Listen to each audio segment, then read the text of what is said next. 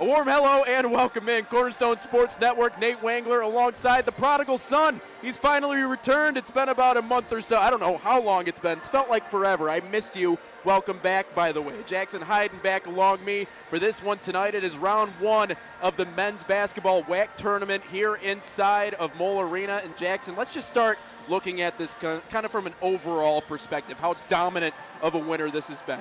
Men's volleyball right now is undefeated. They're taking a look at a potential top 10 spot if they can win both of their upcoming matchups. They've only lost a handful of sets so far this year. Undefeated on the year. Women's basketball last night won their tournament game, second consecutive year they've done that. They finished in the top 5 in consecutive seasons, and now we kind of turn our focus to this Cornerstone men's basketball team, fresh off of 11 straight wins. They've won 15 out of their last 16. They're one of the best scoring offenses in the country right now, number 18 in the NAIA. They got a lot of weapons they could go to in this one tonight. Yeah, I agree. I mean, it's felt kind of like an NAIA version of the Golden State Warriors of back a few years ago. I mean, I felt like it was beginning of January when you and I were calling a game, and they just couldn't miss. It was raining threes. I mean, we saw Corey Ainsworth take his first threes of the entire season.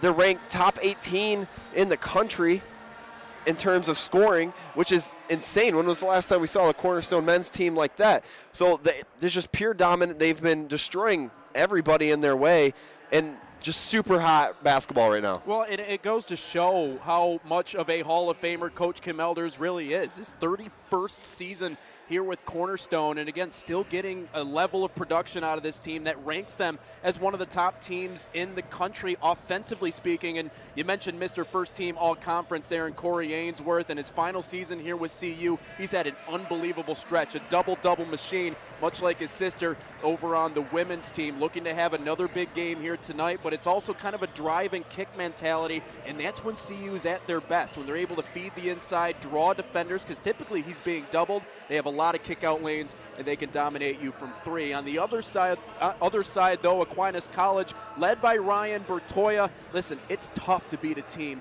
3 times in one season. Beating them once, fine. Beating them twice, that's really tough. Now they have to face them a third time. And mind you, this is a team that's pretty familiar with Cornerstone. 2 miles down the road. I can run 2 miles, by the way, on a good day. But they're a team that's close. They're familiar. They know the tendencies of this team. Donovan Brown-Boyd is one of those guys I'm looking at tonight, leading the squad, over 17 points per game so far on the season, or rather to end the regular season. But they're kind of a win-by-committee team. They got a bunch of guys that can hurt you on any given night.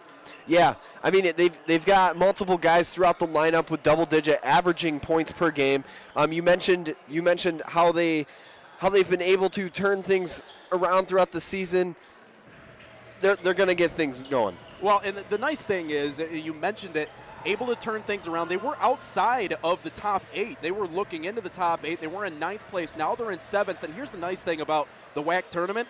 Records go out the window. It no longer matters how many wins or losses you have. This AQ team finishing the year at 500, by the way, but that all goes out the window. It's win and advance, or it's lose and go home. And like we said, tough to beat a team 3 times in 1 year. Yeah, and they haven't made it to the WAC semifinals since 2017. And the last time they made it to the semifinals, they made it to the national tournament. So, looking to pull off a big upset in front of a big home crowd, kind of a home crowd for both sides in reality. So it's going to be electric in Mole Arena tonight. It is kind of a new setting in the NAIA with D1 and D2 being combined. You must win the conference tournament or win the regular season tournament to get into the national tournament. There's not really a whole lot of bubble teams anymore. You got to do the thing in order to get there. So some pretty high stakes on the line for both of these two teams, and obviously for CU, you don't want to go out after winning 11 straight games. A lot of momentum coming into this matchup here tonight. Well, we like to call this matchup the new Battle of the Beltline. It used to be Cornerstone and Davenport. That was before DU moved up to Division II. And Aquinas, although they're not on the Beltline, you have to take the Beltline and then turn right to get there. So technically, it's the new Battle of the Beltline. CU and AQ, it's going to be popping off tonight in this gym. Coming up next, starting lineups, national anthem, and then it's game time. Nate Wangler and Jackson Heiden right here on the Cornerstone Sports Network. Welcome back in. Start of half number 2, 46-29. Cornerstone in front. And now the number 1 becomes the number 2 as Jackson Heiden steps in. Here's Rollison with a deep three to get things going, and off the back of the rim. Steffen finds Ainsworth, and he two-it, slams it down. So Wolcott will throw it out near midcourt. Wolcott will find Rollison. 6 to go on the shot clock. Wolcott to Rollison. He's got to take a deep three. Good! Fumbles this one. Picked up by Stewart. I got a quick transition. Here's Caden Bird. Fumbles it.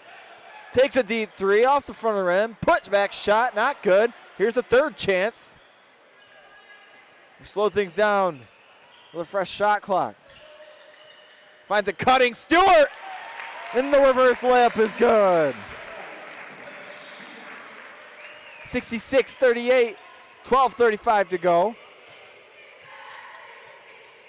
Normal starters in there.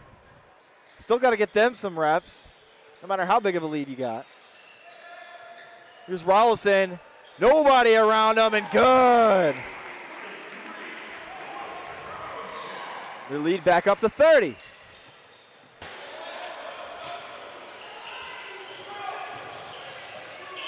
Passes it out, maybe a kind of an off-balance pass out. Nunn is able to recover it, though. Anderson will try it again. Trying to get around Rollison, who's got the clamps down. He'll pump it up, and it doesn't go. So a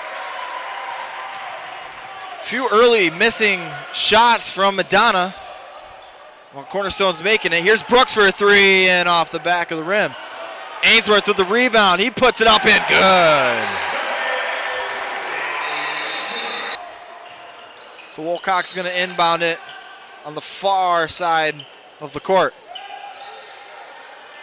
Here's Ainsworth going to town. Passes it to Brooks on the other side. He'll take the contested three and good. Just that little hesitation got Emergian off of him, opened him up for that shot. 17-point lead for the Golden Eagles with 16:04 to go. Wide open three for McClellan. Fell just a bit short. I know he missed that one, but you can't give him looks like that. He made 4 of those against Indiana Tech. Mason Brooks keeps finding himself open. Here's Rollison with the long three and rattles in and out. The offensive put back in, good. Not a whole lot of foul troubles for the Golden Eagles other than Steffen. Joldersma with 3. So you definitely see why Kim Elders wanted to reserve him until the final 10 minutes. Boyk, trouble. Wolcock back in there. Bird with the deep three, bang! Getting it done, up by 16. And now Pickard, struggling, dishes it out to his man. Ruggles gets it to roll in. Had to stop play as the shot clock had to be adjusted to 20 seconds. This is it out to the left side. To the near corner for 3. Off the back iron. Rebound, second advance. Can't get it to go. Wolcock will bring it up. Fights his way through traffic. Will take it down to the rim. Dishes it outside. Back to the top. Over to the far corner. Down inside to Ainsworth. Ainsworth spinning, looking, trying to put it up with his left hand, and one.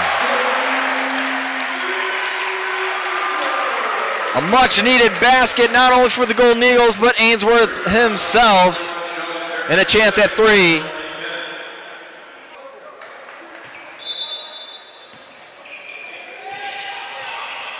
An easy bucket for Pickard. And just like that, they're within 11 again. Let's see if they can trying to get it back. Here's Rollison for 3, and it's good.